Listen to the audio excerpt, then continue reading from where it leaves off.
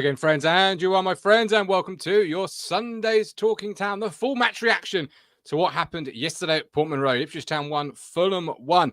Premier League game week 3. And as always, we can't do these shows without you, whether watching live or on catch up. If you're watching live, please get active in our live chat. There'll be a link halfway through the show for you to come on the platform and have your say. After all, who can have your opinion other than yourself? So have your say in your own words. And if you're watching on catch up, hello, hope your Sunday was well. FTA, comment for that algorithm. Already got some fantastic comments coming through. Ancient Tractor Boy kicks us off. Great game, even though I feel guilty saying to the new guys a definite upgrade. We will be surprising a lot of teams when they're fully integrated. Mike Baker, who was here for the 12 p.m. My mistake on the scheduling issue. Sorry about that. 1 p.m. live on a Sunday. Mike Baker, morning, troops. Seen more than enough from our first 3 Premier League games to know that we're going to be just fine. All good. Upper Town. Lots coming in. I'll try and get through as many as we can, and we'll use them as we go through the show as talking points. So please do get active. And don't forget, we are partnered with Match Bingo. Play Match Bingo. Win cash prizes. All Premier... Well, no, sorry, September now. So that doesn't count. But bingo's the new season is buy 2 cards, get 1 free. And every time you play, you are supporting the crucial work of the East Anglian Air Ambulance, which is a crucial service. I'm sure you'll agree. Over 18s only. Be gamble aware. Play Match Bingo. Win cash prizes. Lots to talk about the tickets. Obviously not a complete sellout. I think the away allocation came under the 3,000 mark, which is where the spare seats comes from. Lots of talk in our live chat about that. As we get into it, I'll bring in the one, the only, Matty Phillips. Matt, I want to start on a really high positive note, right? I've been banging the TikTok drum, and we've got over 1,000 followers on TikTok. We did it. You've been counting down to this, haven't you, for a while? I have. Every day I'll be like, oh, 1991. Oh, 1993. And finally, late last night, we did it. But we're only 199 subscribers on YouTube away from 6,000. God, that's mad. Do you remember we was trying to get to 4,000? That was like a big thing, wasn't it? Huge thing. Huge. Where will we be at the end of the season? Well, this is it. Where will we be? Where will the club be? But if you're watching and you've not yet subscribed, please hit that subscribe button. Get us to 6,000. 199 away. I'll be counting that down now. But thank you to every single person who has subscribed. But if you haven't yet, please hit that subscribe button. Matt, yesterday, what a game it was. 1-1, end-to-end. Both managers wanting to win the game. Neither happy with a point. What are your thoughts on it as we sort of get into it? Yeah, it was a great game, wasn't it? I really enjoyed it. I said it'd be 1-1. I didn't put money on it this time. But error. I think it was fair. I don't think we did enough probably to win the game. I think we did. What chances, though, did we have to win the game, which Fulham didn't kind of negate? We had Amari's towards the end. It was a good save. We had the opportunity where if it falls right on another day, Sammy's got a tap in. It's a great save by the goalkeeper. Yes, second half. He was on the spot there, weren't he? And then you've got Ali and that final pass to Jack Clark, which will come in time with work on the training ground, because I think he was trying to work out. I think you could see it in his mind. Which foot does Jack want it on? Because he stops and he pauses and Jack makes that run. I'll tell you, the right foot. Yes, and he put it onto the left foot, didn't he? But moments like that. So for me, they're moments where you could have won the game. Did Fulham have that many towards the end of the game? I don't think they did. I don't think they deserved. We didn't deserve to lose the game. They didn't deserve to lose the game particularly. So I think the 1-1 was the fair result. I think the XG for both, even though you don't like it, it was about 0.2 for both sides. So I think a draw was a fair result. I mean, just take the result out of the equation for a second. Again, it was a fantastic performance, full of energy, wasn't it? And as I said to you when I was on the train home last night, good job these games are weekly. That would be really hard for Ipswich to sustain that on a championship schedule of Saturday, Tuesday, Saturday. Well, we wouldn't be able to do it. And there's only a real clutch of games in December where we've got evening kickoffs. I think, was it Palace is a 7:45 at the start of December. I think there's 6 games in December. So that will be quite crucial to see whether or not we can keep those energy levels going, how they rotate the squad around. It was brilliant. It was just as we were buoyant after the Liverpool game, one that we lost, but went toe-to-toe with a giant of the game. And yesterday we went toe-to-toe with a team that's generally around mid-table in the Premier League, and we didn't look like imposters, did we? And as Silva himself, this is going to be a really difficult place for clubs to come to. Liverpool found out, and now they did yesterday. And that's what we've got to make it, which, leads me on to, actually, before I do, Delap had a great header as well in the first half to where he could have made it 2-0. I thought live he should have hit the target. And watching it on Match of the Day last night, I was like, oh, what's a great opportunity. And I think was it Murphy says, in the studio said it, but moving on to pundit. Yeah. Oh, yeah. Me. Yeah. No, I'm all right. Thanks. Anyway, moving it on. You mentioned making Portman Road that fortress, and you're right. We've got to make it a really tough place to come for away teams. And Fulham are a team that if you break the league into two, as many do, they're going to be you expect around the top of our mini league. So to see us go toe to toe, to see us not look out of place, to see us really threaten them and have these opportunities, fantastic. But first of all, the fans, Matt. I thought the atmosphere from minute 1 to minute 95. Just absolutely brilliant. And that's what we've got to bring every single week, isn't it? That noise, that passion, that energy. And we will, because we're fantastic fans. But I thought it was absolutely amazing atmosphere today. Yeah, I agree. I think it starts with kind of Dave Vant on the mic. A few people are slating Dave Vant. I think he's good. Oh, I love Dave. I think he's good. Great. He gets the gig for me. Like, he gets what the gig's about. Yeah, and the way he just pronounces players' names. Leaf, and then the fans are going, Davis. You see that on the constant. I think he's doing a great job. And then, of course, as the players come out, you've got all the fireworks and the fire on the pitch. And is that every week now? It must be. I mean, the smell of the burn was wafting over to the Pioneer stand. I was like, breathe it in, everyone. This is the smell of the Premier League. I hope it is every week, because in December, it's going to be like, nice and toasty. Yeah, warm yourself up. Yeah, get the old gloves off for 5 minutes. It's great. Exactly. And fireworks. Yeah, so I think you've got all that to kind of like fire up the fan. Pardon the pun. Fire up the fans, basically. And then it transfers to the pitch, and they're well prepared, and everyone is going to give 110% in that side. No shirkers, no passengers, and you're seeing it. I mean, it's interesting, isn't it? Like, even though we haven't actually won a game out of the 3 games, of which 2 we've played City and Liverpool, we've actually led in 2 of them. Yeah, exactly. Another positive. And obviously, you watched Erling Haaland is a cheat code, isn't he? He's absolutely amazing. He's going to be he's probably the best ever Premier League striker already. Best player in the world, would you say?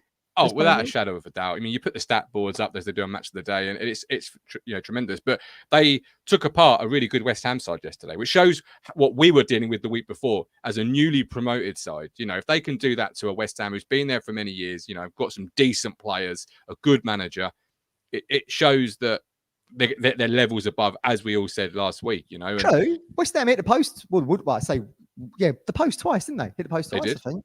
Yeah. So, I mean, there's the fine lines, right? It could have, 3-1, could have been 3-3.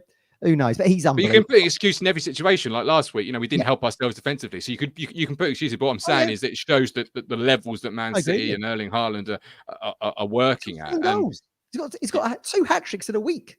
I know. Ian Wright said he'd be the first Premier League striker to get 2 hat-tricks in one game, and I can't argue with it. Like, madness as it sounds, I literally can't argue with it. And he'll be the best Premier League striker without a shadow of a doubt. But in terms of our own performance yesterday at Fulham and our own centre forward, I've got some comments coming in. I'll come to them very short. So keep them coming in, guys. I can see my tab bar there is slowly moving up the list, which I love to see. But Delap.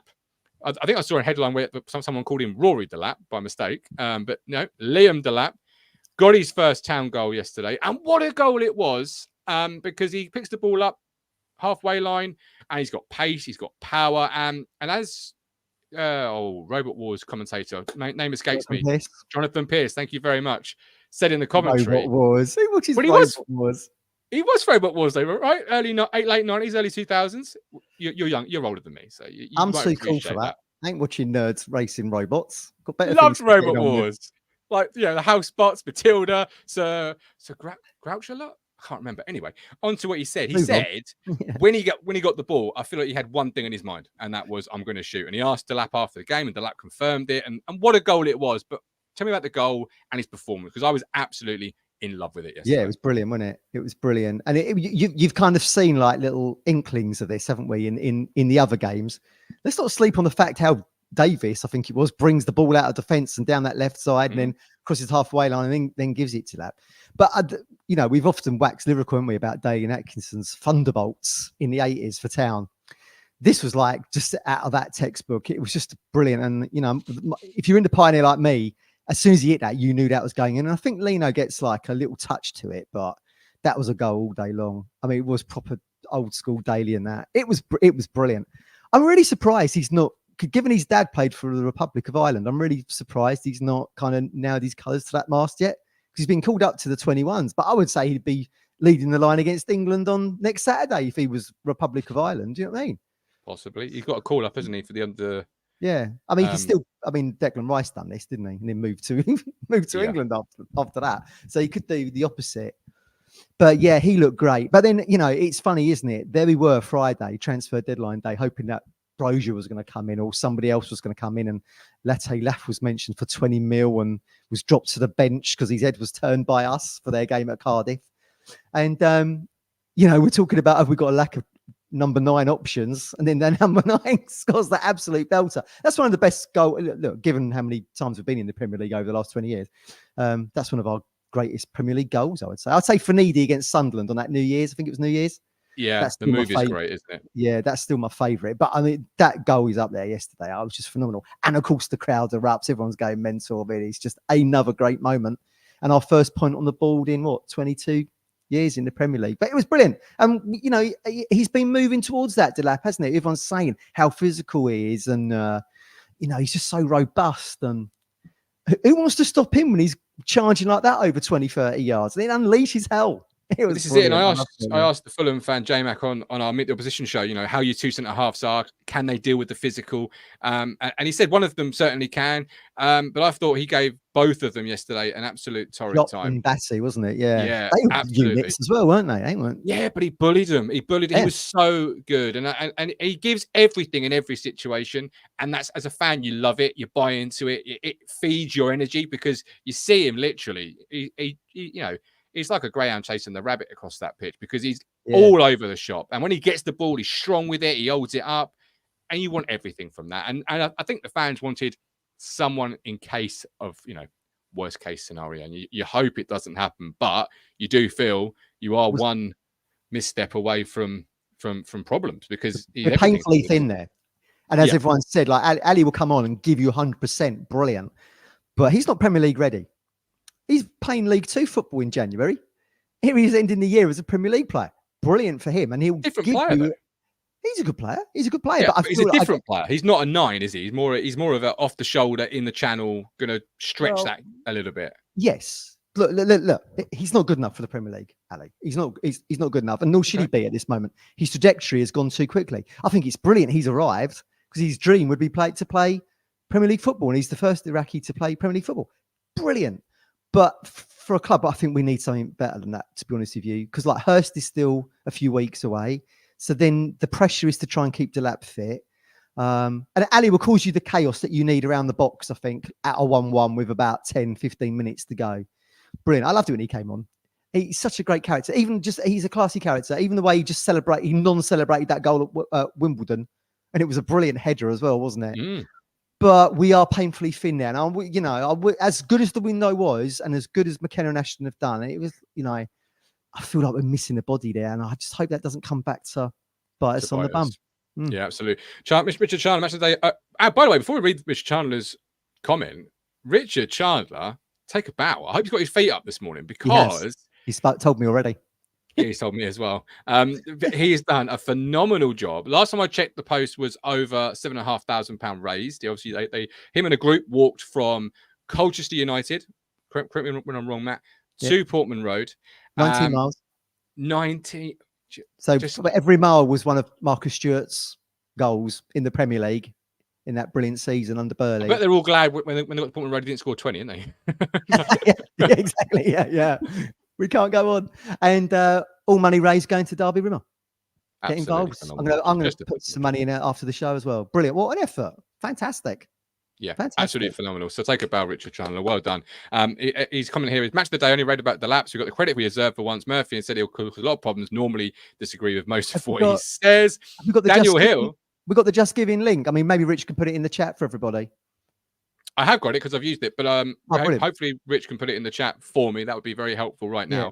now. But I'll grab it if not. Daniel Hill, Cows 2 from Rote was from Ipswich. There you go. You see local links. This is the podcast all about Ipswich, really, isn't it? Let's be honest. Yeah. Hey, Star Knight says Lee's first assist. It was, and I said straight away, fantasy points. Get in. Yeah. Not that I'm taking it seriously this year at all. Colin says Liam Delap is absolutely quality, and he's so strong. He is such a strong player. But that's why he's 15 million, wasn't it? I mean, like you said yesterday, you know, and people have said it before. Oh, well, Delap's better than Hurst. Well, bloody hell, Delap cost 15 million quid, and Hurst costs 1.5 into League One. So he should be. That's what you're paying. That's what you're paying for. You're paying for the quality. It's just grating me slightly that we haven't got someone of similar ilk to come off that bench. But we're gonna have to make do now. But there we go. The thing is, you know, I've got a lot of love for Hurst. You know, as I call him Velcro man, because everything sticks to him. He comes off the field, you know, 2-3 foot shorter than he went on it because he runs himself into the ground. All those things I've said over the last 12-18 months, and I absolutely love George Hurst. And I'm thinking, you know, long term, as I'm sure the Hawk Club are, that's a 1-2 punch as a centre half you don't want to deal with. You know, you've just dealt with Delap for 60 minutes, who's softened you up. And on comes Hurst, who ain't no easier. You know, he's just the same profile of striker. That's a really strong 1-2 punch that can get you over line in games, you know, and keep you playing the same way. Got to keep him fit. I mean, he's barely played for us this year. Well, because he's frustrating. It is. Daniel Hill, currently in our highest position in the Premier since 10th of March 2002. We were also 16th. Following week, we dropped his relegation zone, and then in the following 22 years, began. Cheers. That's a cheery comment, Dan. I like that. I like it a lot. Sid Cup, moving on to midfield. I thought Phillips had a very good game in midfield alongside Sam Morsey. Let's talk about these two because they were phenomenal. For their first game as a partnership, they grew into, and Phillips particularly for me, because obviously he's a new guy, and we know Skip, Captain Sam Morsey is just everything about this team. But I thought Phillips, Matt, he grew into the game, and his footballing brain was starting to really come alive. He was reading it like it was an ABC book downstairs for one of my children. You know, it was so easy to him, so easy. Yeah, absolutely. What have I told you before? A. Phillips will never let you down. Oh Christ, here it goes. Yeah, he was great. He took a little while to get into the game, didn't he? I didn't really like the partnership of him and Cahoust on in the week, just because they were just two newbies trying to find their way, and I felt like our creativity suffered for that. But yeah, stick him in again with Morsey, and he grew, didn't he? So he went on to we wondered what side he'd play. So he went on to the left hand side. Yeah, just some of the little touches, and I think his pass rate completion something like 80-something%. Brilliant. Even when he got subbed, he started cajoling the fans, didn't he? He got the old arm. He was windmilling, wasn't he? Come on, let's get going. Just brilliant. Yeah, I think he'll really love it here. I think this will be the place where he really discovers himself again as a football player. Yeah. I totally agree, because he's coming from the basement, isn't he? A little bit, like he had the big money move from Leeds to City, like 45 million, and loads of expectation on his shoulders after really good Euros. And then just like his career's just gone through the trapdoor, and he tries to revive it at West Ham, and he gets off to the worst possible start, and they get done 6 against Arsenal, and he gets sent off, and blah blah blah. And so I mean, for him it shows you the courage of him to come to town to say, look, I'm going to again try and revive my career and get back to where I was with a team that's probably going to be in a before the season starts, is going to be in a relegation fight. Yeah, he's taken that chance, and I agree with you. I think he's going to be loved here, and I think he can only get better. And if he, as we said the other night, if he gets back to that form of England Euros 2020, albeit it was only 3 years ago, wasn't it? 21, was it? Because of COVID? Because of the COVID, yeah. Yeah, that wasn't that long ago. If he can get back to that form, amazing. Because then you've got that kind of Leeds era, Calvin Phillips paying for you, and I think that's brilliant. I mean, you were kind of lamenting the fact that there's not a deal to buy him, but he's. I was. It was $150,000 a week, which City are probably covering. I would have thought. Yeah, but just because I think I could see him this year being an absolutely standout performer for us. He always went to West Ham, where the manager was coming to the end of his tenure, and there was loads of different things in terms of results, etc. Man City didn't work out for a number of reasons. This is a place where I think he's going to be absolutely loved by the fans. Find the coaching team, as every player has done since they've arrived. Absolutely amazing. And just really love his football again. Yeah, I agree. But he should be like that, shouldn't he? Like, just taking sort of form that's temporary and all that. They say the class is permanent. He is a £45 million player in our midfield. It's phenomenal. Like you say, if you rewind the tape back 3 years, you said, "Oh, Calvin Phillips is midfield in 3 years' time in the Premier League." You'd have gone, "What?" Because we like League One, then, weren't we? So I mean, it's mad, isn't it? But it just goes to show how things quickly change. And hope and his career has changed quickly. It's gone from here down to the bottom. Hopefully, he's now with McKenna at the helm as his manager. He's back on that upward trajectory, and we will only benefit from that. So it's very exciting, I think. Yeah. Absolutely, and obviously, Skip next to him, a player that has made the journey with us, a player that's playing in the Premier League for the first time. He looks well at home. This is a player again next to Phillips. That if you took somebody for the first time and you said one of those has played in the in European Championships, played at Man City, one of these is making their first Premier League starts, you wouldn't be able to tell, and that's a huge credit to Sam Morsey and a testament to the type of player that he is, Matt. Yeah, I totally agree with you. And McKenna said it in an interview yesterday, didn't he? He said he's getting better. Well, Colin said it after the Liverpool game. He starts at League One down here, then he starts seeing him getting better in the Championship, and now he's even building that layer up in the Premier League. Who knows what he'll be like by the time the season ends? I mean, just tremendous. And while we've got all these midfield options, Morsey's undroppable. He's the captain. He's the first name on the team sheet every week. Morsey. It's just who's going to be playing alongside him. And Koos done very well when he came on yesterday as well. Lots of energy box to box, I thought. He was great. Yeah, I thought he was all equally excellent and a really good addition to the midfield. And you saw glimpses of it. And really good, actually. Really, really positive cameo. And another player that you've got that you can use if you've got a suspension or an injury or just a different option potentially. Although I don't see many times where Morsey and Phillips moving forward aren't the two in midfield. But Morsey, before we head on to our sort of wide options, I thought Morsey, one of his question marks coming into the season, it's only been 3 games, of course. But one of the question marks was cards, VAR. How is he going to sort of adapt his game? And he got a yellow card yesterday, which wasn't his fault. I thought it was a little bit of a short pass by Axel. But he's really, looked well at home in terms of, tackles and walking that line. That many fans entering the season had a question mark, could he adapt that game? And he has done, Matt. He really has. Yeah. Yeah, he was a little bit harsh in that yellow. I think the ref gave that yellow because of how the Fulham player went up in the air and came back down. Short again. pass, though, wasn't it? Yeah, Short pass. Yeah, but down he went. So he's on 2 yellows already, isn't he? Out of 3 games, Premier League games. But I don't count yesterday as his fault, is what I'm saying. It wasn't like he made a crunching tackle and you thought, "Whoa, Sam, that's a championship tackle if ever I saw one or whatever." Yeah. It was more have to do it because it's a short pass. I just think he's probably embodying the energy that's going through the team, which is we're relishing these games every week, and I just think the natural adrenaline that comes with that raises your game by about 10%. And I think you'll probably see that with Phillips. I mean, maybe that's why Phillips looks so good as the game grew. It was his first game alongside Morsey, and he was thinking, "Well, yeah, I'm enjoying this, feeling comfortable here." The game's at 1-1, second half, we're on top. I think we had something like 63% possession in the second half. Totally swamped them. Oh, we did. So we had a real stranglehold on the game. I think that Andreas, that's the 18, I think he gave the ball away something like 25 times across the game. Do you know what I mean? For an established Premier League player, I thought that was quite a lot. Interesting stat that. But just shows the stranglehold that we had on the game, I think, in that second half. But it's brilliant. Yeah. It's brilliant to see. I just hope, as Kieran said to Match of the Day, we're now progressing towards where we want to be, and I just hope that can translate into the 3 points. Because as good as we were yesterday, we couldn't quite get the 3 points. But it feels like it's coming, doesn't it? It feels like the dam's ready to burst, if you know what I mean. And we're just tapping on the door. We're building. Yeah. And you're looking around the division. It's 3 games. But you're looking around Match of the Day highlights. You look around the division, and you're looking at teams, and you're already thinking, I am anyway as a fan. I think we're stronger than them. I think at this point of our journey, and we're still building it.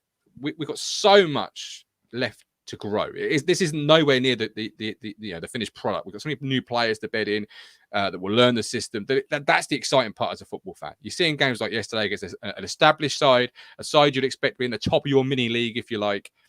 And you've got so much more to go in your journey and so much left to grow as a group. That's incredibly exciting. And we're playing some really good football. We're suffocating teams like we did yesterday. We did effectively what Liverpool sort of did to us in a way. Now, Liverpool won the game, of course, but we battled for 45 against Liverpool. In the second half, Liverpool just came out and took control and sort of suffocated us. We were in control of that second half for me, a lot of times, or for most of the game. I thought it was good the fact that we against Liverpool we conceded 2 goals. 5 minutes? Yeah. Against Man City we conceded 3 and 4. So it was good that actually we was able to hold Fulham just to that 1 goal. We didn't sort of like it didn't collapse like a deck of cards, if you see what I mean. Traore goes in, doesn't he, with the tap in. And we was able to hold firm there. I'd love to see that. I'd love to see our defence get that clean sheet. I think it's going to be very difficult for us, just the way we play. But came from nothing that goal as well. We'll go back to the defence. We'll come back forward to the midfield area. But that sort of goal came from nothing. It goes through 2 centre halves, and Traore, does what he does in this league. And that's out of 5 blue shirts in that box. I mean, Wolfie was backpedaling so quickly. I think actually his weight's on the wrong foot to try and clear it. I think he's all on his right foot, and the ball's gone back through over his left side. If you watch it on Match of the Day there, he just has to dangle a foot, which is not enough. And maybe Leaf wasn't quite aware enough to the threat Traore was bringing. But again, it's a clinical finish. We've had them in all the games so far, haven't we? But this is Premier League, though, isn't it? You give James chances in the Premier League, they're going to take them. They're ruthless. Our goal was a clinical finish as well. I mean, bloody hell, 20, 25 yards, wherever it was, Delap Thunderbolt. Yeah, ours was as well. But I mean, it just looks worse, doesn't it, when you're conceding them, I suppose.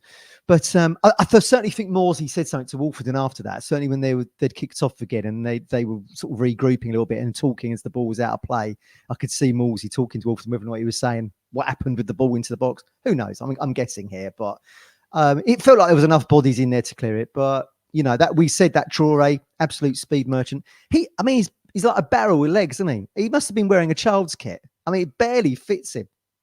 Squeezed he's a very strong, powerful player. But he's played for Barcelona, right? I mean, these are the threats that Paul Leaf, like we've said last week, against Man City, Savinho, week before, Salah. Now he's got an ex-Barcelona winger breathing down his neck. I mean, I mean, this is what people relish as players and fans, isn't it? This is what we want to see. We want to see that our club go toe-to-toe with this calibre of player.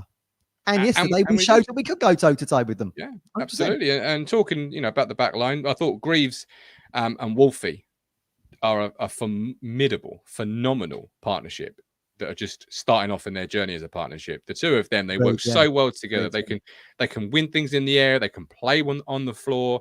And they read the game both with such ability. I'm really looking forward to seeing how they, we've got O'Shea coming into the building or in the building now. Where does he figure? But I don't think he can figure for me, because you've got Wolfie and Greaves who are just taking this opportunity as a partnership and running with it. Absolutely brilliant yesterday they were. They look really good. I think Rich Chandler put in a Discord this morning. He can see Greaves getting an in call up by the end of the season. And who would disagree with that at the moment? I mean, the big battle is keeping him at Portman Road, I think, over the next 12 months. I mean, he looks phenomenal. But then our guy from Hull City came on, didn't he, Joe, and said Greaves will play for England 100%. Actually, he said that about Delap as well, didn't he? But he said Greaves 100% would play for England, and it's looking nailed on at the moment. I mean, he just looks fantastic. It'll be very difficult for O'Shea to break into that side. And I feel sorry for O'Shea, because he's come, as Chris told us, former West Bromwich Albion captain at such a young age, goes into the Premier League, scores goals in the Premier League, gets assists in the Premier League for Burnley, it will be in a relegated team, and now he can't get in our side. That's looking a really strong. It's looking a really strong partnership. I mean, maybe Wolfie's growing like Morsey is because of who he's playing alongside. Greaves. I mean, maybe there's a friendship there as well off the pitch. Who knows? I mean, all these things add up to good performances across the 90 minutes in the Premier League, don't they? But if something happens, someone gets injured, whatever, O'Shea is a really good player to bring in, as Chris told us. Oh, it's only a good thing for our football club. You've got a great player pushing a player to be better, and Wolfie is just taking the opportunity and running with it. And there would have been question marks over Wolfie. Myself, there was by fans. Yeah, there was by fans, not by me. I thought he'd take it like a duck to water. Well, you can never be sure, can you? I mean, for someone who's come through in the Championship, been in part of a relegation team, and now he's part of that journey that's brought us back to the Premier League. You can never quite sure, but he's not looked out of place. And long may it continue. Brilliant. Yeah. Brilliant to see. And you're right about Greaves. You know, with left side centre halves, with the left foot being in such a limited supply, you know, the good ones go for big money because there's not enough of them for teams. You know, so to have one that you're watching grow in front of your very eyes. Yes, you're probably long term going to lose him. That's a great thing to be because it means if you've lost him, it means he's played bloody well and that is done everything you wanted to do. Let's not kid ourselves. That is the model for Ipswich, isn't it? Of course it is. Player trading, and you know the thinking was there around Leaf as well, and the thinking could be there for Greaves. But you know that's down the line. But they'll always be looking to see, you know, who knew who Jacob Greaves was this time 2 years ago. I think he was playing for Cheltenham. So I mean, you know, there'll be other lads down there that we'll have our eye on, and if we can keep as a Premier League side, then the carrot will always be there to come to Portman Road. Absolutely, yeah. And on some Juric to sort of round up the back five. I thought he was really good yesterday. I thought, you know, there's times in the first half where he potentially could have came for a cross, but I could see the thinking behind the performance in that first 15, 20, 30 minutes. Because after last week, if it was me, and obviously I'm not Juric anywhere near the ability, if it was me after last week, you want to play yourself into the game. You want to just play yourself into the game, get your touches, be technically sound and build off it, because what you don't want to do obviously is make a mistake, because you make a mistake after last week, it's not a place you want to be. So I thought he did really well in that first half an hour to do that, play to his technical ability, you know, keep it sound technically, play himself into the game. And there was times maybe where, you know, in future weeks he will be first off that line to collect it, but he grew from that platform that he gave himself and just grew into the game, a bit like Phillips to me in goal.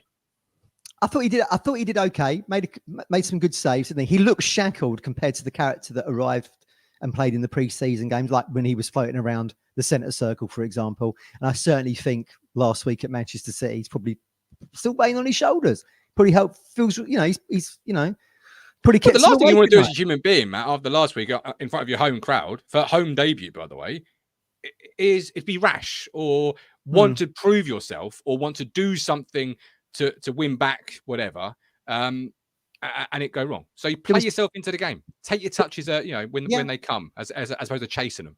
There was moments where he could have come out and collected the ball outside of the box, but he chose not to. And I was like, everyone was going, "Oh, he should have come out for it." And I was like, "Well, he's damned if he does and damned if he doesn't."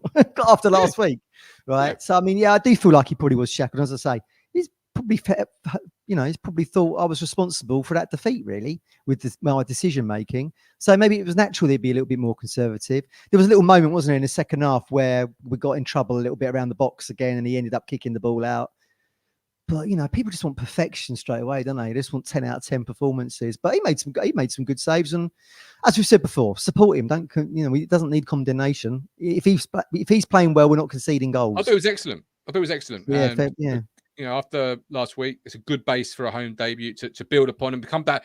You know, I just felt, as you know, if it was me, I'd want to get fundamentally sound, play in the game, play yourself into the game, and I suppose the term is let the game come to you. Don't chase the game, because the worst thing you can do is chase the game and make a mistake because you're too eager to try and make amends, or too eager to impress. He couldn't afford a mistake yesterday after the Man City display, but certainly in front of our home fans, and he done well. And hopefully his confidence will grow. Like I say, if he's playing well, then the defence is playing well and Ipswich are playing well. I think it's that spine of the side again, isn't it? And before we drop a link and allow fans to come on, you know, fans of the football club to come on and have their say, I want to talk about Ogbene and Schmodix. First, I'll start with Ogbene, who I thought had a really good home debut. A couple of times in the second half, he's made that run in behind and the ball's not come. That will come over time on the training ground, because there are things you're going to learn about movement of your new winger. Yeah. But it's really promising signs from him. And he's going to be a real handful for a left back, particularly late in the second half with that pace. I was really impressed with him right in front of me. Really impressed. How did you see it? Yeah, totally agree. Yeah, he's not even been in the building a week yet, has he? So that will come with time. We've not really seen that burst of pace for me yet. You know, what was the fastest player in the Premier League and then went down to second, didn't he? Because I think it was that Van der Ven at Spurs was recorded slightly higher. So maybe he can get that record back. But again, we don't know. We don't know what the potential there is for him. I mean, once he's got his feet under the table a little bit, maybe you'll see this kind of lightning fast winger. I mean, that's pretty much what I'm expecting to see. Well, you would have seen it yesterday. Had that ball come a little bit earlier when he spun in and gone behind. You would have seen it yesterday because he was doing it every time he could. It just wasn't coming to him. Yeah, he was unlucky not to score, wasn't he? In that 1-1, that one-on-one with Nano, and he goes over the top of the keeper, doesn't he? I love how he celebrated the goal with Delap, beaming smile on his face. I mean, that just shows you someone who's excited to be here. I thought that was brilliant. So I'm very excited about him. And like I say, as much as we like Wes Burns on this show, Wes has been shown to be injury prone. So that has opened the door to Ogbeni coming in and, you know, getting the starting berth. So it'll be up to Wes once he gets back to full fitness, which probably won't be long, knowing Wes, quick healer. No. I mean, again, that gives you an abundance of options off the bench, doesn't it? You know, you might see the rotation there, or, you know, Ogbeni gets an hour and then Wes gets half hour. Who can forget Wes's cameo? Was it against Bristol City? It was absolutely fantastic, wasn't it, last season in that 3-2? So, yeah, I'm really excited about Ogbeni. He looks really good. Another player, you know, sort of taken to the Premier League is Sammy Smodics for me. Again, a really good performance. One thing I've sort of picked up watching him, you know, at Portman Road yesterday is his intelligence. His football brain is really good. His football IQ is really high. And you can see that with how he plays, but also with the way he presses. When he presses, he doesn't just press. He scans behind him and communicates to his teammates. You know, I'm going to go here. We need someone to watch out here. And just little subtle things like that show a real high football IQ that you don't quite see on the TV because you don't see those moments. Bigger picture. Yeah. Yeah, I totally agree with you. I actually gave Smodics man of the match yesterday, just for that press. Yeah, just for the energy, the pressing. I mean, that, you know, it doesn't come by accident, does it? That performance, all 11 on that pitch has to put in that performance, and it starts right from the top, doesn't it? Defending, and I just thought Smodics, like you say, he's such an intelligent player. I think you can now see why he scores 27 goals in the Championship, and actually can and scores without a pre-season in that game against Derby on the opening evening. Yeah. He just comes on and scores, doesn't he? The intelligence to get into a position to score an easy tapping goal. And I think you're now seeing that. So that proved that he was now too good for that level. Hence, he gets the move to us. Yeah. And he's looking really good. And, you know, even though he's smaller in stature, so he's sort of a Michael Owen. If he was to play the 9, he'd be like a Michael Owen kind of 9. You know, where we're talking about, we couldn't get people over the line like Brozier, etc., to come and play that role. You know, Smodics can play that.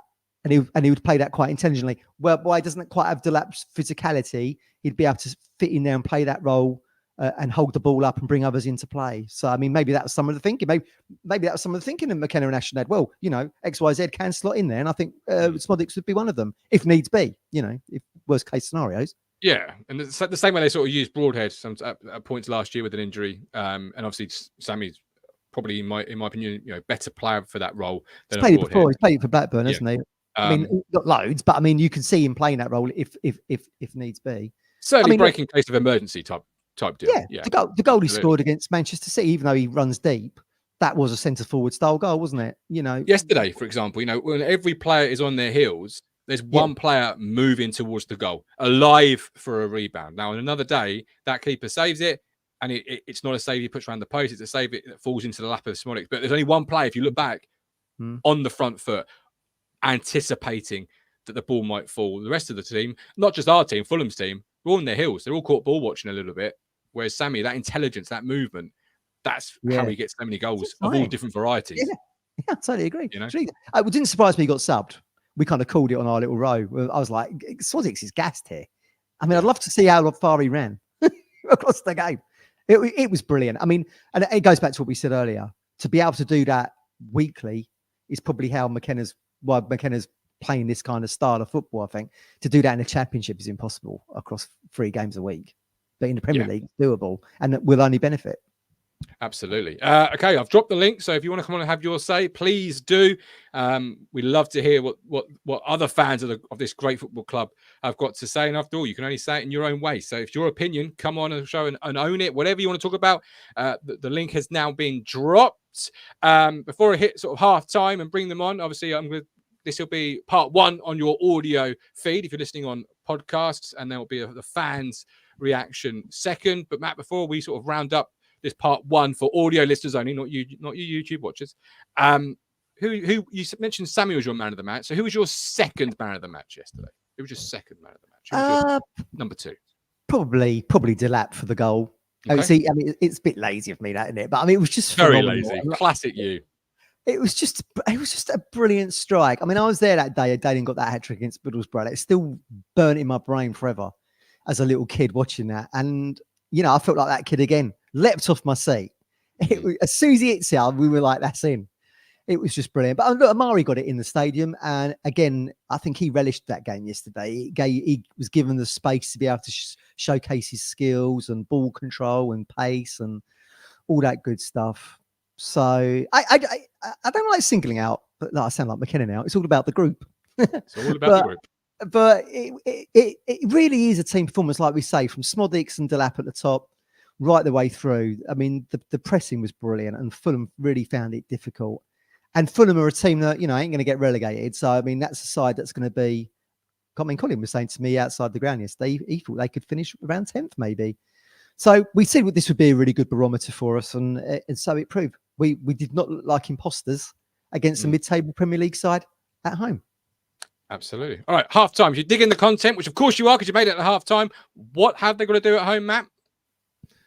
You got to like and you got to subscribe. All you got to do is while you're listening.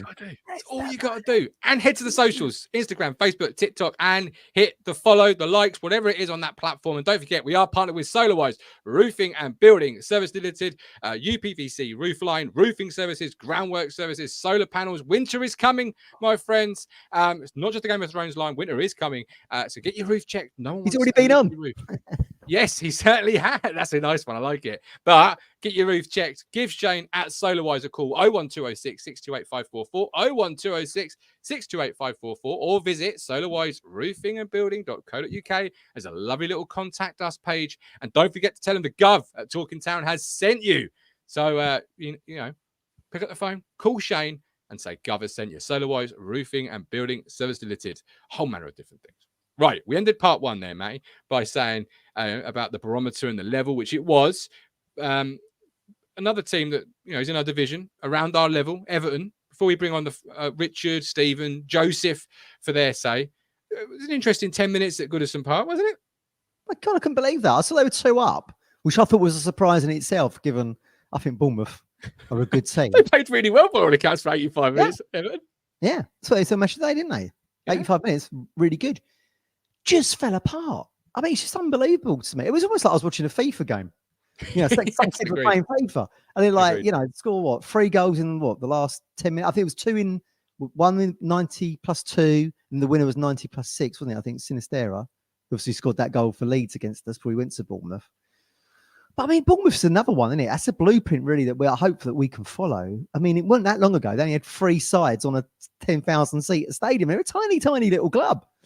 But, you know, they went down and came back up again, didn't they? Now look at them. They spent 40 million on that Eva Nilsson from out of Porto, who made his debut yesterday. So it just goes to show. But, yeah, Everton. Oh, my God. I do like Everton, actually. I mean, historical club, brilliant team in the 80s under Howard Kendall. Unluckily not to play in the European Cup for reasons that we all know about. Don't need to get into here. But that was like Sean Dyche. I think I was a really big fan of Sean Dyche. Yes, that was a bad result for me because, you know, if they're going to be down there with us and be this sort of team, I don't want it too early in the season because they might make a change before it gets too bad. And well, you know, I mean, feeling good. But who would they be able to attract into that role? But I mean, I don't know. Lampard back. Wasn't that long ago? They had Ancelotti in charge, best manager in the world for me. Crazy, isn't it? Well, probably Pep actually, crazy. But I mean, look, Ancelotti's probably a close second, or they're on par. He did win the Champions League, of course. Yes, mad, isn't it? I thought under Ancelotti, Everton could go back to how they used to be in the 80s, but he goes to Real Madrid, doesn't he? He does. There you go. Turning that down.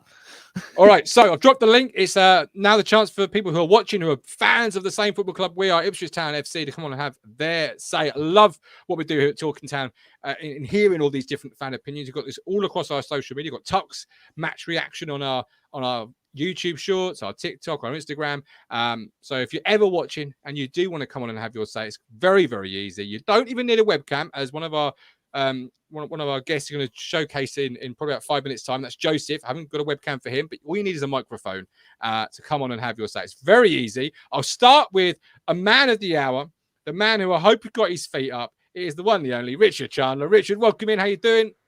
I'm good. Thanks. Good. How? First of all, congratulations. Really good effort. Really good what you've done. Talk us through how that was for you. 19 miles. Whew. Well, I obviously did it last year, but it was a bit different this year because what I would say is it's a massive shout out to 14 of us that completed it yesterday, which Round of applause. was obviously supporters club have got behind it. The club helped support it.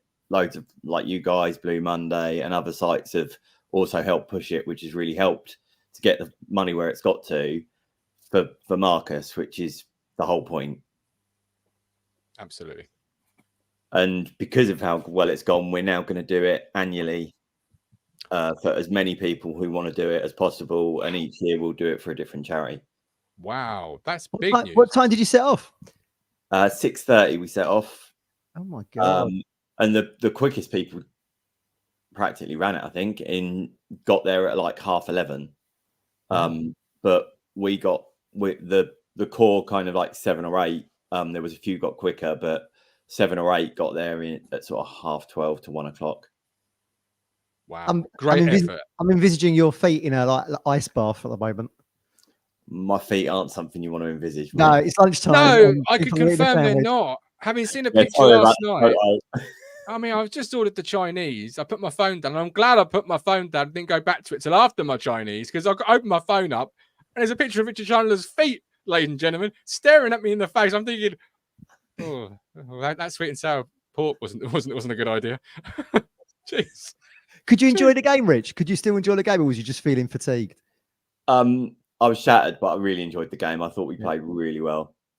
I think we've played really well in all 3 games, to be fair. But I think yesterday is against a very stable Premier League club who consistently finish mid-table. And possibly, if things go their way with the players they've got, Smith Rowe, who we kept completely quiet yesterday. Forgot he was on the pitch. Forgot he was there. Yeah, totally. He wasn't happy when he got subbed, was he? He knew he hadn't had a good game. Looked very dejected when he came. Whereas Phillips looked like he was buzzing when he came off. He really was. Yeah. Absolutely. I just think it's exciting. You look at the players that we've got on the bench. You look at the players we haven't got fit yet to come back into that squad, and the players that we've had to let some decent players go out on loan. Yeah, of course. Yeah, so Harness was to Derby, wasn't it? Edmondson to Borough, and Freddie has been released, hasn't he? And they all need massive shout outs because they're a big part of why we're where we are. 100%. Yeah, Really KJ good. Doing bits at Derby. I knew he could. Knew he would. Always back KJ. And people still slag him off like he was rubbish for us. Not me. Big supporter of KJ, and I'm not surprised he's doing it at Derby. He's a good player, and he would have only gotten better under McKenna. You know, this is the McKenna touch after all. McKenna liked him, didn't he? Yeah, went to him low, didn't he, from the bench? I'd love to see what his stats under McKenna were because they were far better than at any other point in his career, I suspect. Yeah, that was maybe one of the reasons Harness went to Derby, to be reunited with Caden. Good luck to him. Good stuff, I think. Any other thoughts from yesterday, Rich? I just like I put in the chat earlier. I think when we've been decent back in the day, it's been a core that we've had like through the spine of the team. Even over the last couple of seasons, it's been a spine that have been kind of your players that are always going to be there. And I think we're getting that again now. Only it's had to step up a level, and we've now got. I still can't believe that I ever say this. We've got Calvin Phillips, who was 3 years ago England player of the tournament, and we've got him playing centre midfield against Morsey, who is our best captain since Holland, in my opinion. Absolutely, I agree. We said that when we signed him on that deadline day show. Do you remember? We were going, this could be somebody who actually fills the boots of Matty Holland. Looking that way, I mean, certainly captaining us in the Premier League is a good comparison point. Rich? Are you worried about the 9 options? We've discussed it today, haven't we? You know, Hurst still to come back. Delap, obviously, Premier League. Well, scores a Premier League worldie yesterday. Ali, maybe probably in an ideal world would have gone to the Championship for a loan. Are you still worried we're Finn there? No, I'm not, because I haven't looked at the stats, but I would bet money that the bottom 10 teams in the Premier League last season didn't have a number 9 getting 20 goals. Their goals will have been shared around. Certainly, I Because think it's Luton's top scorer was 11. Yeah, Morris, I think it was. Chris Wood got 14 at Forest, and then you got people under that getting like 5 and 6s. Yeah, because you don't need one player, especially the way we play. You don't need one player to score that number of goals. It's a different game of football now to what it was 20 years ago. Not everyone's got a Haaland. Who's on 7 already? He's got more than most other teams have got. Yeah. I mean, even going back to Marcus Stewart, 19. That seemed a phenomenal amount. Yeah. But he scored 19 when we only scored 65 all season. Yeah. I And mean, we got 5th place. I mean, everyone was sort of saying that should have been it should have been in England. Called up Kevin Phillips got it, didn't he, in the end? But that was a phenomenal amount, wasn't it? 19 for Absolutely. us. Yeah. Rich, where can people download? Where can people support you? Where can they support you, Rich? I've put the link in the chat earlier on, so it's in the chat. But there's the link's been shared loads of times. It's on Just Giving. You can type in MND Derby Rimmer Walk, it will come up. The Team Stewart, which is like a big group of people that have raised money has raised like 350 grand or something. Wow. Which is phenomenal. And we've done a really good thing in raising some for him. And a little girl won a Marcus Stewart shirt yesterday. Amazing. Fantastic. And it turned out that because that was on a raffle, and it turned out that she was in the program yesterday because she'd raised loads of money for the foundation. So it was meant to be. It was meant to be. What a treat for her to Yeah. win that, but the day that she's in a program as well. It's brilliant. Such What a day. Good karma coming back there, you see. That's what it is. We'll put the link in the comments once the video's done, so people have got it watching on demand as well. Brilliant. Well done, Rich. Phenomenal. Keep those feet up, all right? Enjoy the rest of the show. Keep the feet up. Again, cheers, phenomenal effort. Thank you so much. Joseph, welcome in. New caller Joseph, are you there? Yes. Can you hear me all right? We certainly can. Yes. Joseph. Welcome to Talking Town. Thanks for joining us. What's your thoughts? I'm only 20 years old, and so I probably haven't had the most amount of Ipswich Town experience in terms of the people who come on this show and whatnot. But I suppose I'm one of those sort of new generation fans, if you call it. But what I really love, and what I really, really, really love about this in the last sort of few years of Ipswich Town is the cohesion between the players, not just technically in the football, but also in their passion for Ipswich Town as well, you know? So like even last season, we have Jeremy Sarmiento who's on loan, and you would have thought he'd been with us for 5 years. Sort of the effort that he put in on a match day. And same with Amari, he probably didn't think he was coming back here at the start of the season. They put sort of no less effort in than Morsey and all them lot. So I think that's what I particularly like about this squad. Not just that we've got a decent squad of players now, but even Phillips yesterday, he didn't look like he was a lone player to me. You know what I mean?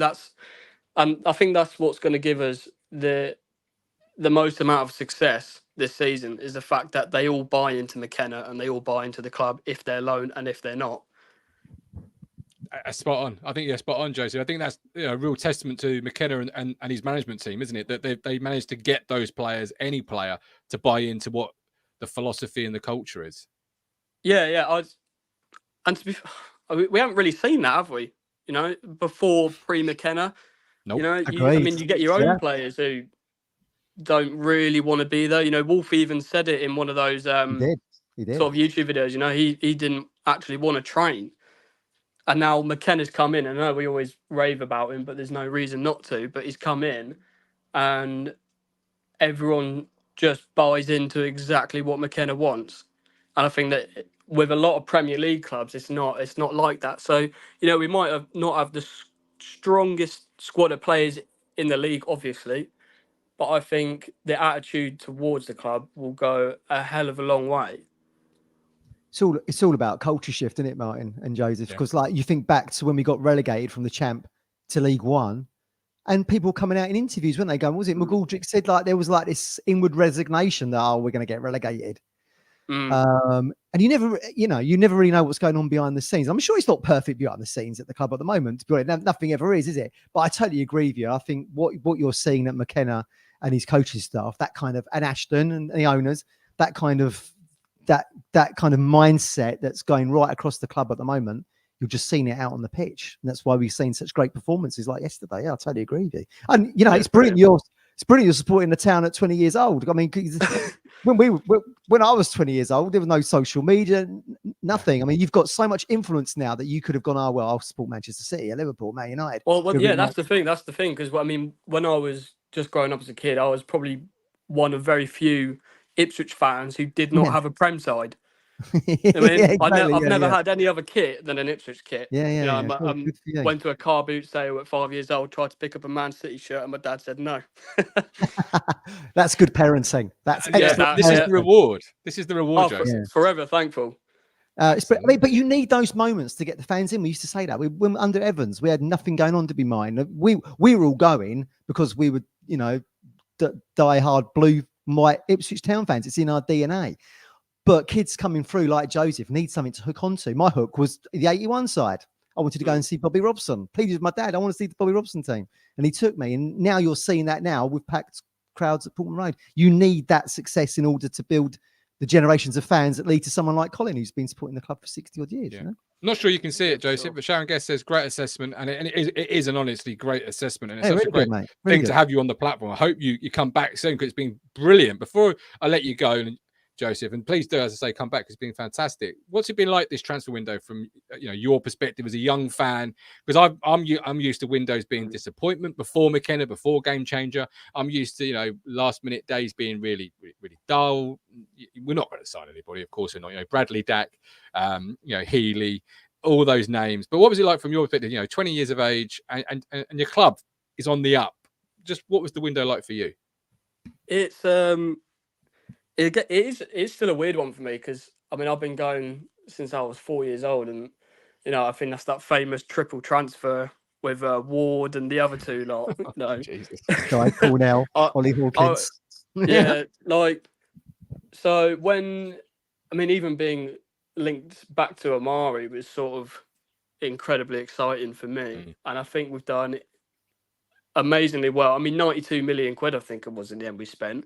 When has anyone ever heard Ipswich Town spend 92 million quid? Do you know what I mean? Yeah. So I think we've done really well. I thought we've got the right players for every position, and we've seen all of them now, and you can see why we've signed them. There's been signings in the past where you're like, what have you actually seen in that player? All of these signings, even if it's just been a 10-minute cameo like Clark, you can see why we've signed him. I think that, he's going to be a really important player for us, I reckon, this season. I thought he'd scored yesterday. That was up. That shot that flashed past the post. I don't know how close that was. If anyone's behind in the North Stand can tell me. I don't think it was actually that close in the end. I saw it on a highlights reel somewhere, yeah. But I mean, it was the same with us. I mean, I'm in the Cobalt Stand or whatever it's called now. Hey, so am I. Yeah, so, I mean, you get a good view, but I think the transfer window's been amazing. I mean, we could have got a striker, but again, there's a lot of people on Twitter go, well, why didn't we get a striker, blah, blah. Well, it's not that easy. No. Fulham couldn't get a striker in, or a decent striker in, So it's not as easy as just picking up a striker who's going to score 10 goals for you in the Premier League. You need to get the right personality, the right player, someone who's going to buy into McKenna, like I said. Yeah. And they're obviously after Broja, but didn't work, and maybe we dodged a bullet with his injury record. I don't know. But I mean, we've got George Hurst coming back soon, so yeah. I would have loved. I'd say laugh, man. I'd love to go. I mean, but then maybe we'll go back to him for January. Do you know what I mean? Yeah, but again, he was 25 million quid, or pushing for 30 for a championship player. And he's only had one decent season. That's the price you're paying, isn't it? When the clock's ticking. But maybe that wasn't realistic, really, because then Middlesbrough being left without a striker. Do you know what I mean? Yeah, I didn't really think we're ever going to get him. I thought they would have to put a really heavy price tag on him for him to let him go. So, yeah, absolutely. Joseph, it's been a real pleasure talking football with you. So please do click that link again and come back to us, because it's been really great. Have a great Sunday. All the best. Cheers, mate. And you. Yep. Brilliant. Great to have Joseph on for the first time. That was really good assessment. I loved it. Yeah. Jem said exciting times at Ipswich Town FC. And Texas Tractor Boy, excited to watch this team grow week to week. Will be formidable no later than October. Depth is incredible. That's that optimism. Sean, one of our big winners of Match Bingo over Day, big Campbell aware. Fulham were very physical and strong, very muscular. Town fitness showed in the second half. Yeah, phenomenal. Just really good. We've got, I'll bring Stephen Parry in. Stephen, welcome in. What's your thoughts? Hi, Steve. I hope I sound all right because I've just got myself a new laptop. So, Oh, very nice. Yes, you sound crystal you clear. sound great. You look great. right. I'm just glad to be coming on saying we've got a point out of the Premier League. You know, everyone knows the first two games. Come on.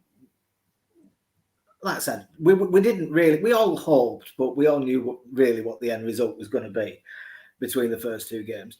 And we went into Fulham thinking, well, you know, they're mid-table, it'll give us a good gauge. And especially with the press, I thought when we played the press against Liverpool and Man City, they knew how to deal with it. Fulham struggled. Now, if Fulham can struggle, you know, you look at the likes of Southampton, they try and pass out. God knows what we'll do to their press. What we'll do to their passing out. We'll press them to death. They got eaten yesterday. You know what I mean? By Brentford. They couldn't pass out for toffee, you know. But I think two of their goals were passing out from the back and they scored. So if we can put teams under pressure, like teams like Southampton, Brentford, you know, teams like that, under pressure with our press, like we did with Fulham yesterday, yeah. I'm not saying that's where the goal come from, but that caused chances. It created chances by us being on them before they could even think about it. We couldn't do it with Man City and Liverpool because they're used to it. They've got the quality, they've got the players, and they know how to deal with it. You know what I mean? But when you come against certain sides, you can get away with that sort of thing, and it becomes more effective. And we saw it, like I said, we saw it in the first two, and we're thinking, should we really be doing this? It doesn't look very effective, you know. But against Fulham, you can see why we're doing it. It can be effective against most of the sides, you know. And I think that was an exciting thing to me. Another thing was Phillips and Morsey in midfield. I was looking forward to seeing them too. I was one. I know Rich put a tweet up on Twitter this morning. I was one who questioned Morsey in the Premier League. I'm sorry. If you didn't question Morsey in the Premier League, there is something wrong with you because he's never played there. Yeah, everybody who's never played there has to be questioned. End of. That's a fact. Because until you've done it, you don't know you can do it. So by saying if you questioned him, there's something wrong with you. Well, I'm sorry, no, there isn't, because until someone's done it, you don't know they can do it. I've never become an astronaut, but I don't know why I might be able to do it. I don't know. Never done it. You can't say I can't because never too late. We're going to enroll you in the NASA program, Steve. That was my only question: was when can he do it? I saw him against Liverpool. I didn't see any problems against Liverpool or against Man City for that matter. So by yesterday, my fears of Morsey have been allayed. I still have some slight issues with Wolf. I think he doesn't cut out enough. Those cross balls, he doesn't cut out enough. It was on his side. I agree. Tuanzebe got took away and he got skinned. Yeah, but he had two players on him. Maybe someone should have come down and helped Tuanzebe because he was on his bloody Todd.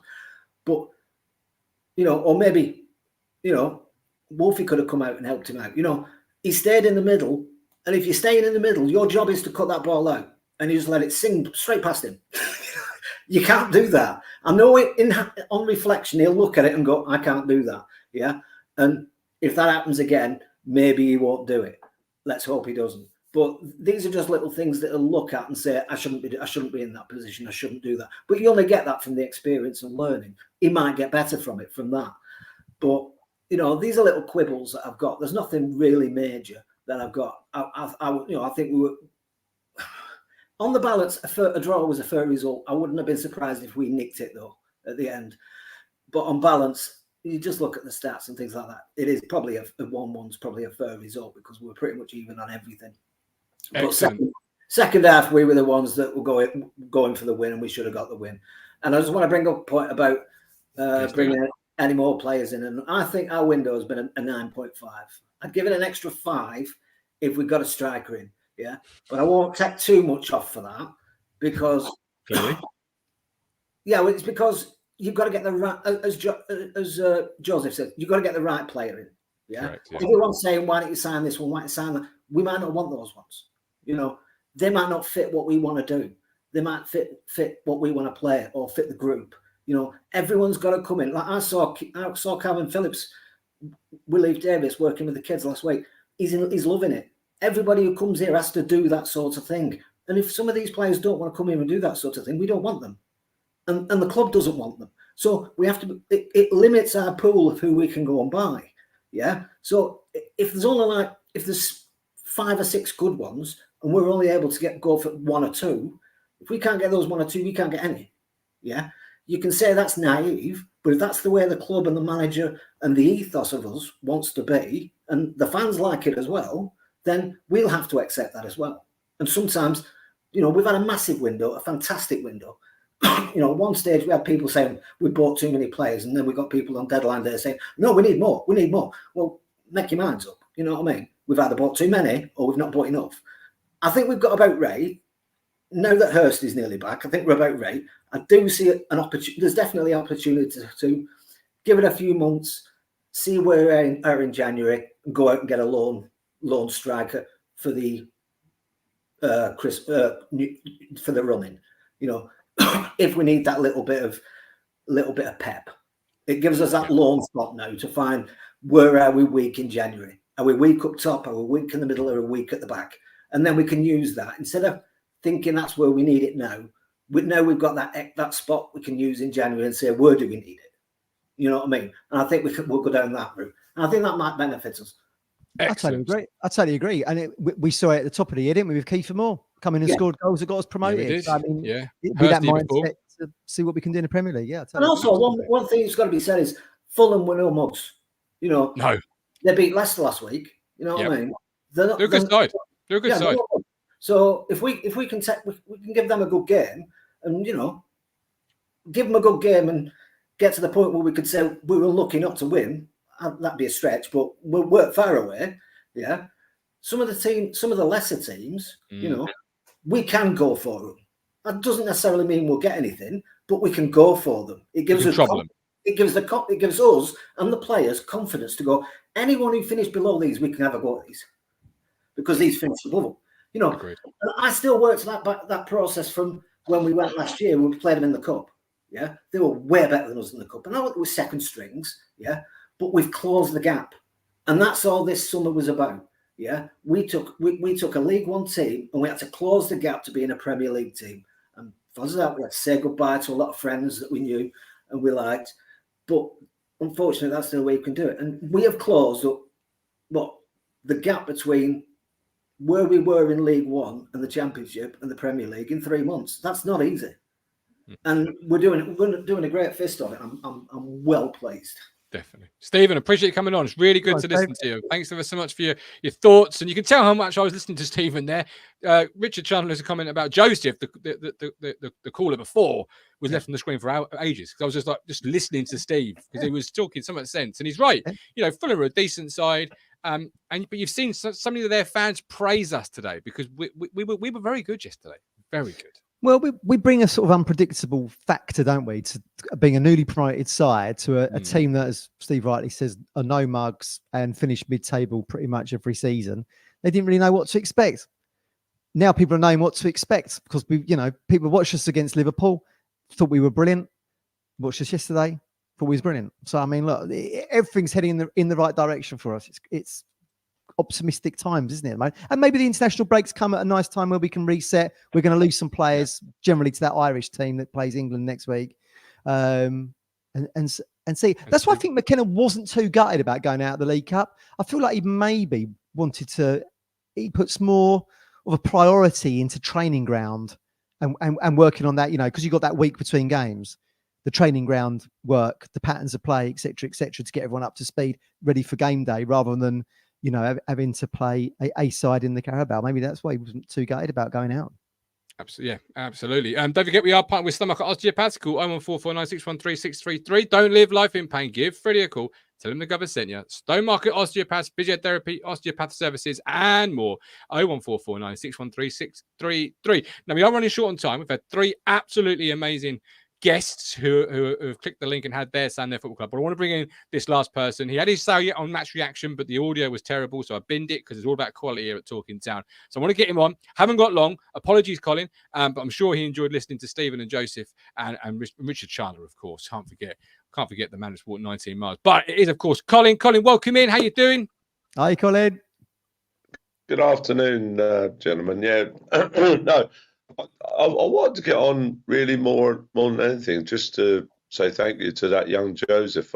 So eloquent and so fantastic words he had there for 20-year-old. Fantastic. I really thought he was superb in his words. I agree. And long may that continue, and love to listen to the lad again because he was very interesting to listen to that young lad, and he spoke a lot of sense. And good on you, son. There's a role as a contributor here if he wants one. Just give me an email, because I thought he was very, very elegant for his first time as well. You know, clicking the link and coming on the platform. And also, spoke really well. Also, I didn't realise Steve was budding Neil Armstrong. Unbelievable. No, I didn't know that either. I didn't. We got your thoughts on the. Go on. I'll tell you one thing I wanted to say that I forgot about saying yesterday, which I thought go for it. It kind of linked in to what Joseph was saying. Really, was when Kelvin Phillips went off yesterday, and he was giving all this, come on, to the crowd. I'll tell you what, I'm loving that. I mean, this is a loan player. He's obviously earning quite a bit of money. I'd imagine. I don't know his wages. I don't go to see his wage slip. You know. I'd imagine this guy is on an extremely large amount of money being paid by Ipswich and Manchester City. But it was just fantastic to see a player like that who's on, like I said, is on loan, who was so engaged, Gov, in what was going on. And I thought that was fantastic. And like I say, linking again to what Joseph said about Sarmiento, I kind of got a little bit about that, about Phillips yesterday. And I thought, yeah, I'm liking you. You ain't just come here, you know, just to get fit and have a little run around, you know, and then try and get another move. I think, I think he could be here for the long haul. I really do. Loving all that. But, you know, what Library said about Fulham. Fulham are a very good side. I mean, me and Matt was talking about it as we come back to the station, weren't we, mate? And they play the football the right way. It's been about 3 years now where they've been like in that kind of, you know, middle-ish table kind of thing. But they're always a threat. And like I said to Matt yesterday afternoon, that first game of the season, the very first game of the season, when they played at Old Trafford, they lost 1-0, but they should have won that game. They should have won that game. Not all over. Yeah, I mean, yeah. So that was what the town were up against yesterday, and you know, they weren't up against like an Everton or a Wolves. They were up against a very solid Premiership side, and we came out of that. You know, with a lot of boxer who, you know, who thought, you know, he'd done really, really well in the fight, so to speak, and come out of it with a great sense of, you know, we've done okay here today. And I think, like Amari touched on in his little interview I saw this morning, they come out of that with a lot of, I think, you know, they'll have walked out of that dressing room last night, having showered and that, feeling pretty confident about the next few weeks, you know, and getting a few points on the board. And like I said yesterday, those next two away games, you know, out of the 6 points, I think if we could get 4, and that's possible, Brighton would be difficult. If we can get 4, that'd be brilliant. If we can get 2, I think we'll all accept that. And I think, you know, going into the Villa game, we'll all feel, you know, pretty damn happy. Excellent. Martin's hoping Villa are distracted because they got Bayern Munich a few days later, haven't they? Hey, you know, first Champions League home game, Bayern Munich 3 days later. Yeah. If anything's going to be a distraction, it's going to be that type of game and that type of occasion. So I'm hoping, But Colin, excellent thoughts. By the way, I'll put this top on the day just to see what I look. I'll put this top on the day just to see what I'd look like in pink. Brings out your colour. Looking very good. It looks good. It suits you. I've got one final thing for you, Colin. One final thing. What's that? Happy birthday to your mum. 101 Friday. Wonderful. I'll tell you what, I was I'd have been so pleased. Yes, I was so pleased anyway. But Mum always, she deliberates for about 20 seconds, told you night. I was asked the score. So her mind is fantastic, Gov, and everybody. And I said, what's the score? And she always goes like this. She thinks for about 20 seconds. We was all smiling at the little party we had because we knew the answer. She always says 2-1. So she went 2-1, Colin. So I said, don't worry. So I got home, and time we finished up and everything, I got home and I said to Vanessa, do you know what? I'm going to drive down to Corals. I went down to Corals and I put a fiver on it, 19-2, which is obviously 9.5 to 1. I stood to win 52 quid. So when Amari and Jack Clark, I want to put Jack Clark in this equation as well. When Amari and Jack Clark got that ball like in that last couple of 3 minutes, you know, I'm thinking, come on, you know, I'm dead. Yeah, but it wasn't a beat. But yeah, she nearly got it right. Excellent. So, but thanks to that, Matt, and thanks to that, Coven. And we had a lovely day, and she is a marvellous. I know it's my mum, but she's a marvellous person, and you would all love to meet her. She's fantastic. Yeah, happy birthday to your mum. All the best, Colin. Enjoy the rest of your Sunday. Thanks for coming on. I really appreciate it. 4 great guests, 4 great opinions. Really Overall, really great show. Really good 3 games. Not the result for Man City or Liverpool, but that was expected. But overall, just everything's great, Matt. Great. Yeah, the fact that we've got the international break coming up now, and you don't want to be going into that on a bit of a downer, and we're not, and we've put in good performances at Portman Road. We took the lead at Manchester City, inevitably got beaten, but you know, we had little moments there. And again, we go into the international break on the back of a really good, energetic 90 minutes where we look like we can hold our own against mid-table Premier League clubs. Let's see what the Brighton and Southampton bring. Absolutely. Now, keep your eyes peeled on all our social media and all the platforms. Even though it's international break, we're still going to be producing some high-quality content, hopefully. So keep your eyes and ears peeled. But as for now, we are finished. Like, subscribe, get to 6,000 subscribers. Only 199 ways to hit subscribe. But he has been the media mogul, Matthew Phillips. Oh, Colin's back. Maybe I pressed the wrong button. Brought Colin back. Maybe we'll be, putting our hands in Rod Stewart style to that media contact book in the future. Who knows? So keep your eyes and ears. What do you think about being other guests, like Henry Winter style? Could be. Keep them peeled. Keep them peeled, and we'll announce it very soon. But we've opened the contact book. So now, here's the mogul, Matthew Phillips. I am the Gov. Thanks for watching, and we'll see you all very, very soon. Have a great Sunday. You make me smile when I think of you. If I get down low and I get blue, I can't get enough. You make me happy, I feel so fine. Oh, how I wish that you were mine. I can't get enough.